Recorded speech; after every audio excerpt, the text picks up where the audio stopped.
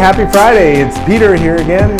Thanks for watching my channel here. My name is Peter Jobst. I'm your IT consultant. And today we're working on our episodes of how to open an office. What does it take to open an office? And we're going to go through the physical part of installing an office and all the things that you have to be thinking about and all the things that you have to do ahead of time so that your office opens up nice and smoothly on that Monday morning. So first of all, we're going to talk about the physical Ethernet connections. In every office, there's a central location where is either the server room or the telco room where all the physical cables go, all the Ethernet cables.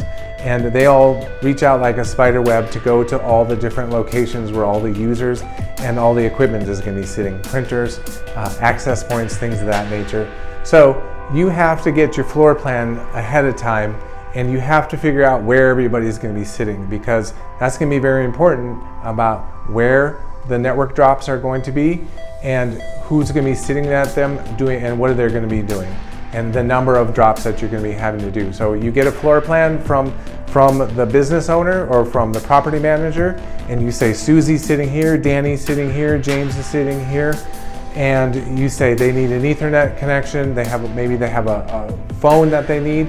So this person, Susie, needs 2 drops, and you lay it all out, and that is the number of drops that you're going to have.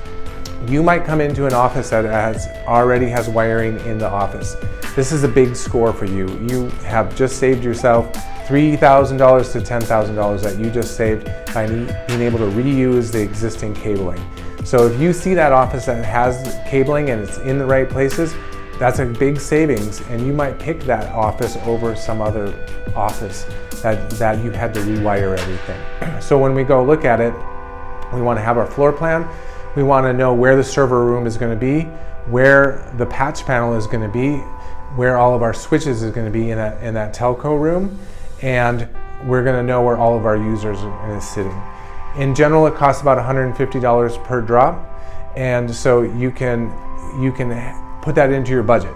You want to have a budget that's going to cover all this, and you want to do this right away, and you want to do it, and you have to do this when you open up that office, because once the office is open, it's going to be too late.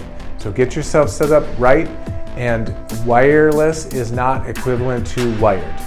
You always want to give your users the choice to either physically wire it in or to have a wireless connection. A lot of company businesses say, I think I can just be wireless, but they always find out that they need wired connections, and then they have all their cables running around the offices after that.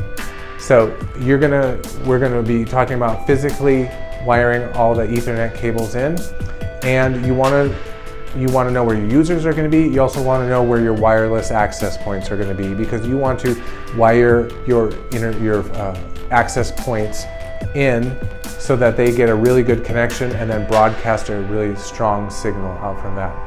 One of the tools, or two of the tools that we use, is something called a Wi-Fi analyzer on an Android phone, and iStumbler works on a Mac and works on a PC.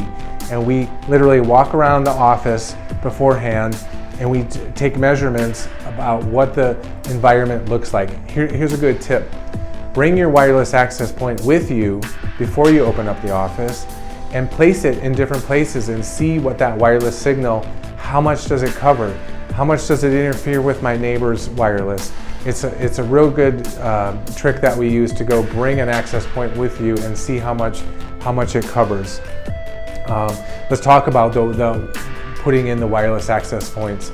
Sometimes the best place for wireless access is up in the ceiling, and you want to have a switch that has power over Ethernet so that you can power those access points up in the ceilings without having to plug them in to a 110 outlet or any kind of power outlet.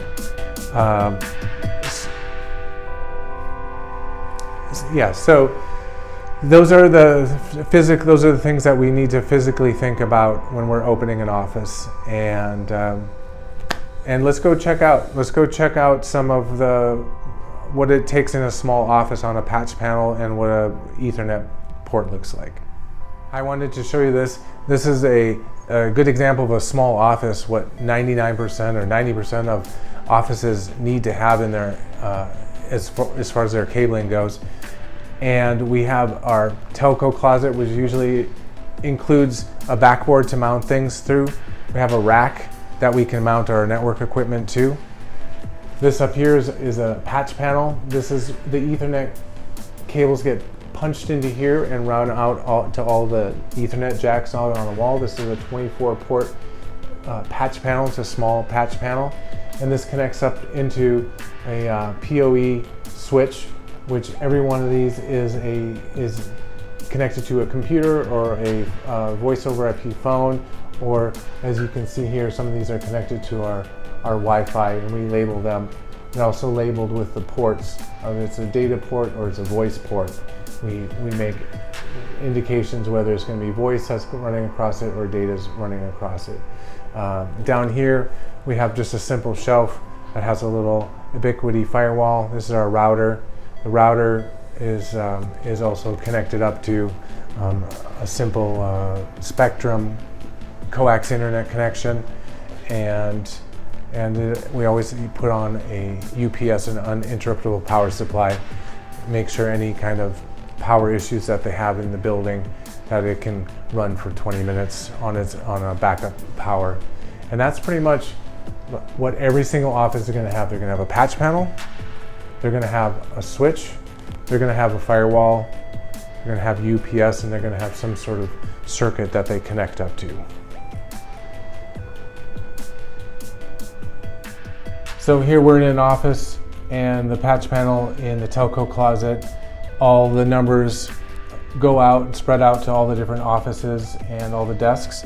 And you can see here, this is the wall jack, and it has a voice jack 3, and data port 3, and that's what matches up onto the patch panel so that you know what you're plugging in. Are you plugging in a computer? Are you plugging in a phone?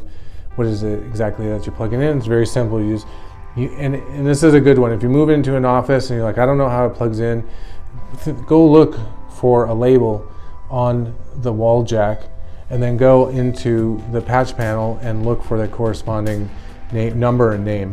Usually it's like 1 through 48, and then it's usually like A, B, or voice, V for voice, D for data. And every location is going to have, every desk should have access to some sort of Ethernet. I'm going to show my age here and how long I've been doing this for, because when I first started back in 1997, we used to talk about copper lines all the time, that he was coming in on something called a T1 or DSL. And these were horrible connections back in the day, as you may remember, and if you're young enough, you hopefully never had to experience this. But these original internet connections were all ran over the existing copper wires that were in the streets and that were owned by AT&T, Ma Bell, and Verizon. And they usually had these speeds of 1.4 megabits per second, which is very, very slow. You can barely do anything on 1 megabit.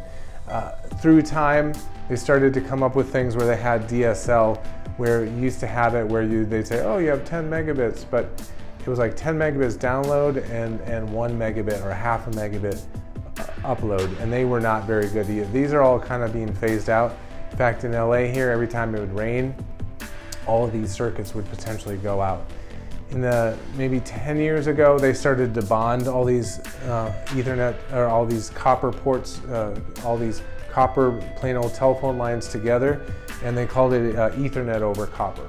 So they were taking all these phone lines and they were turning it into a phone connection, and they had a little bit better speed, but it was dependent on how far away from the central office you were about how much speed you could get. So they would quote you one thing, and then they go, oh, we're too far away, and it would be slower than what you thought. Today, we have a good thing called coax is actually a very good option to have.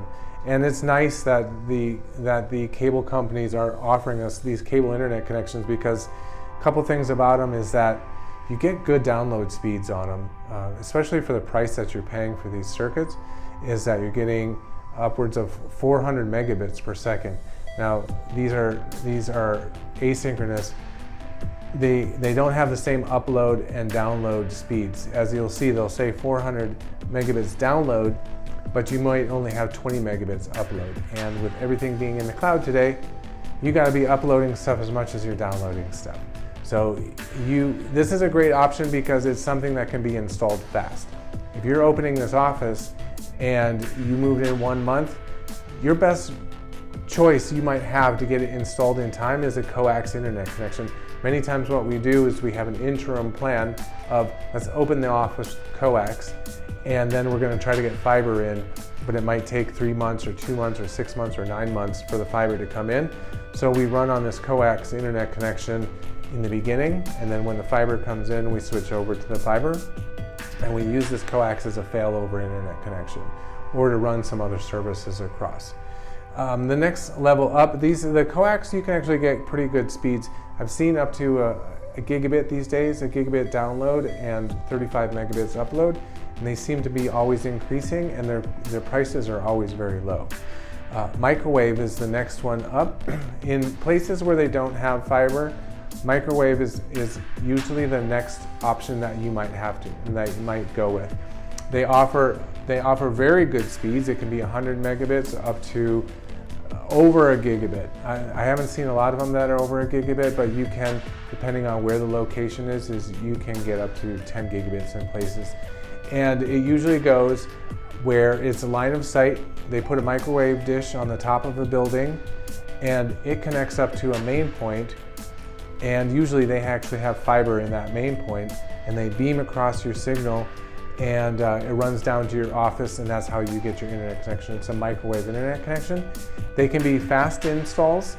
They can be relatively good priced, but in my experience, they do suffer from latency. Sometimes weather affects them. I've seen, they claim that it doesn't happen, but I've seen heavy rainstorms that have impacted microwave internet connections. And right now, today, it's the top of the line in these days, and if you can get fiber internet connection, you want to have a fiber internet connection. If you have your business needs to be online 24/7 or Monday through Friday 100% of the time, then a fiber internet connection is going to have the fastest speeds, the lowest latency, and the least amount of downtime. One of the things that's a drawback to fiber sometimes is that it's not available in every building. And when you go to get your internet connections, it's always building by building. So you have to go find out what is available actually in that building. But if you can get fiber and you can afford fiber and you need fiber, it's the best option with the fastest speeds, the least amount of downtime, and the least amount of latency. So there's the 4 kinds of internet circuits that people are using. Thank you for watching episode 2 of Opening Up an Office. Don't forget to subscribe and to like and leave your comments below. It's very important. We'd love to hear back from you, and it's very important for this channel. And we'll see you on the next episode 3. Thank you.